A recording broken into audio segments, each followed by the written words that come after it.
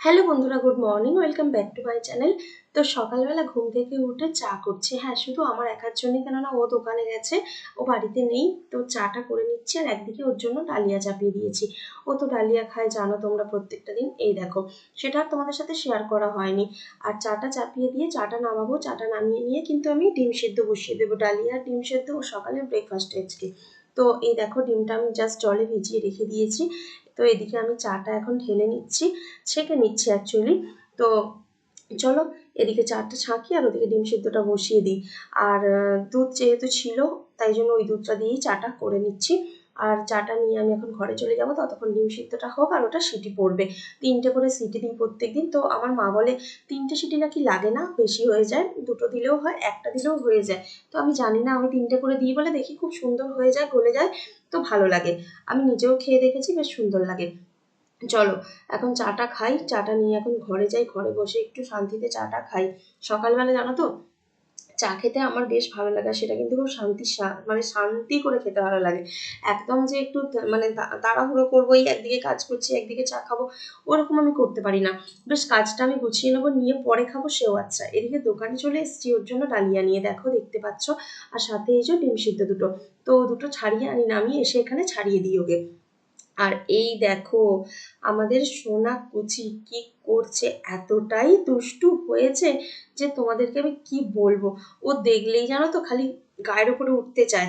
ও মানে ওর কি মনের বক্তব্য জানো তো, যে আমি যদি ওর পাশটায় গিয়ে বসি, ও উঠে কোলে বসবে। আর আমি না এতটাই ভীতু, আমাদের সোনাই বলো আমার বর বলো, দুজনেই ওকে কোলে নিয়ে খুব আদর করে।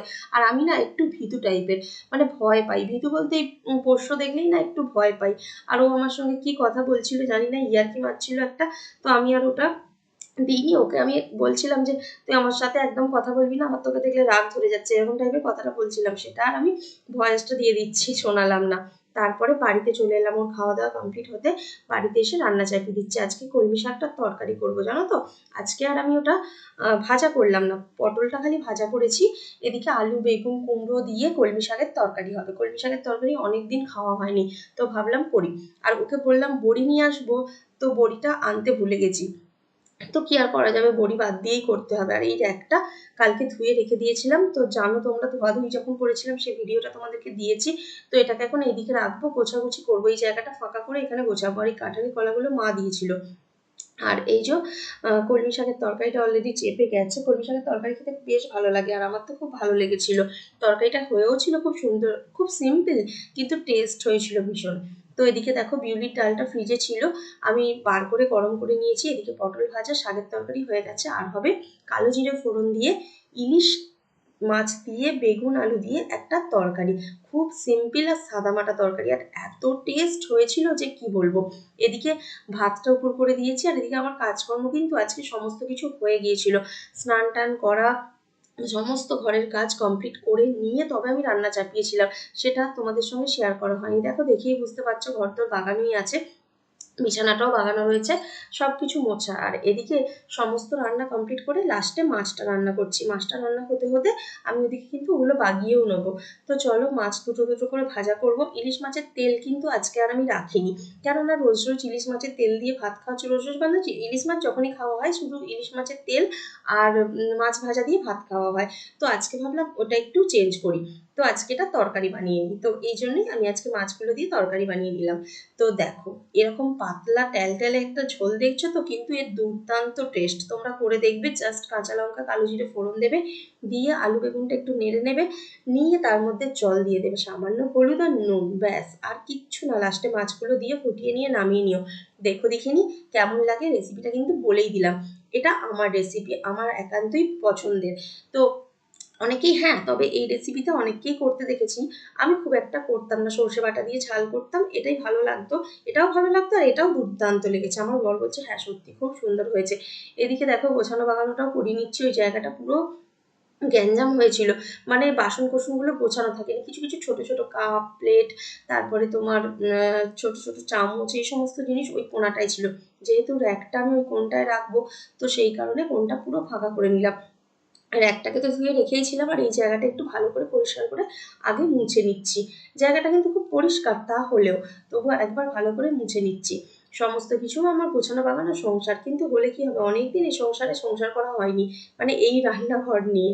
তো আগে তো এখানেই সব করতাম, মাঝটাতেই দোকানে থাকা হয়ে গিয়েছিল। আসলে আমাদের এতটাই জলের প্রবলেম হচ্ছিল, তো তার কারণে থাকতে খুব ভয় লাগতো, কি এত জল তুলবে, অভ্যাস নেই না, সেটাই হচ্ছে সব থেকে বড় সমস্যা। তো দেখো র্যাকটা ভালো করে গুছিয়ে নিলাম, ওর মধ্যে বাসন কোসনগুলো রেখে দিলাম, মুড়ির ড্রামটা রেখে দিলাম পাশে।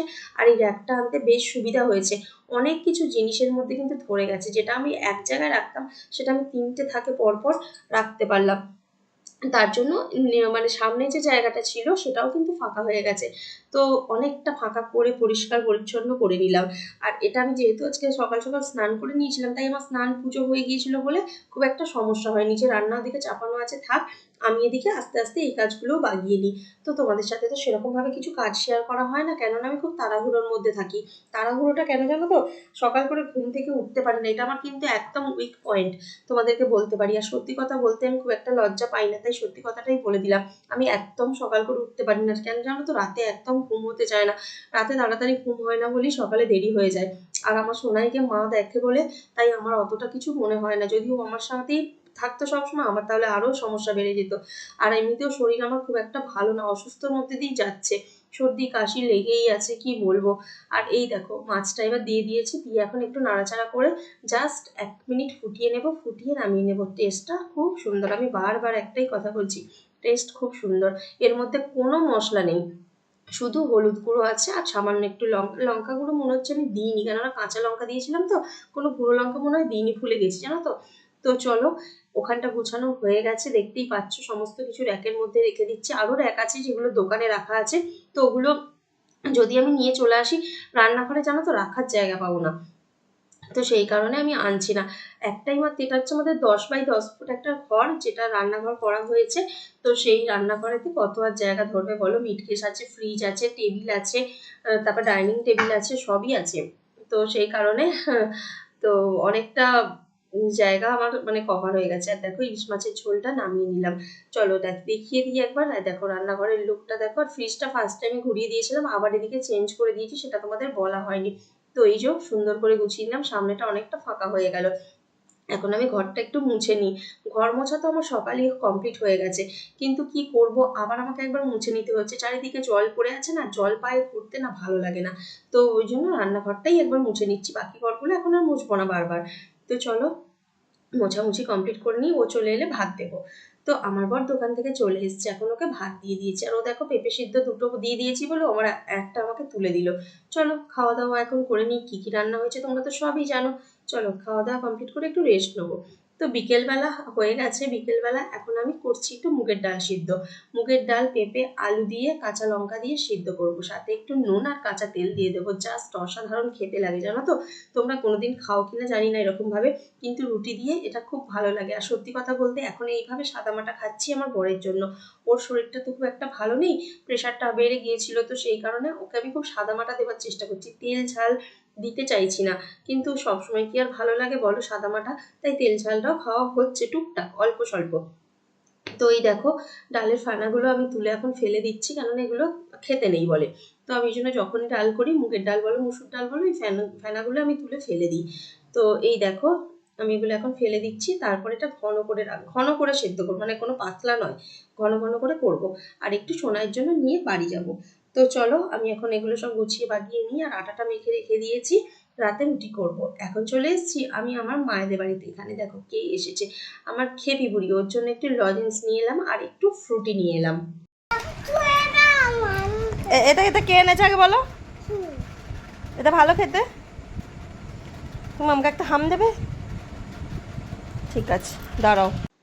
বাড়িতে চলে এলাম, বাড়িতে এসে এখন রুটি করে নিচ্ছি, যেহেতু আজকে র্যাকটা ওখানে রেখেছি আর এদিকে টেবিলটা মানে যে পাথরের টেবিলটা ওটা যেহেতু আমি খালি করে ফেলেছি, তাই আজকে দাঁড়িয়ে দাঁড়িয়ে বেলছি, নাহলে প্রতিদিন দেখো টেবিলের উপর বসে বসে বেলি, তো আজকে দাঁড়িয়ে দাঁড়িয়ে বেলে নিচ্ছি, খুব সুবিধা হয়েছে। আর একদিকে দুধ জাল দিয়ে দিচ্ছি আর একদিকে রুটি করে নিচ্ছি। না সব রুটি করাটা তোমাদের সাথে আমি আজকে শেয়ার করছি না, জাস্ট রুটিটা যে চাপিয়েছি তাই তোমাদেরকে দেখাতে এলাম, কি বা দেখাবো বলো, চা করি তাই তো তোমাদেরকে দেখাতে হবে। এদিকে চলো আমি এখন কাজগুলো করে নিই, কেননা তোমাদের সাথে গল্প করতে করতে করতে করতে আমার এদিকে দেখো কাজগুলো কিন্তু হয়ে গেল।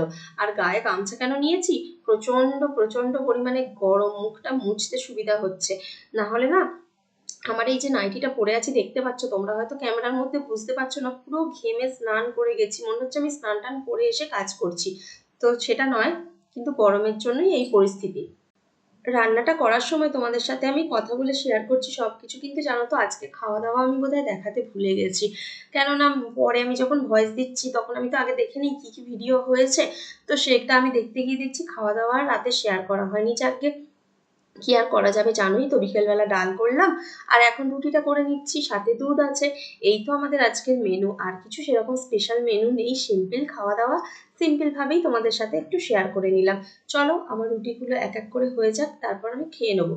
তো খাওয়া দাওয়া কমপ্লিট করে দেখো এখন সিরিয়াল দেখতে বসেছি। সিরিয়ালটা শেষ হয়নি অ্যাকচুয়ালি এখনো, খাওয়া দাওয়াটা আজকে তাড়াতাড়ি হয়ে গেছে।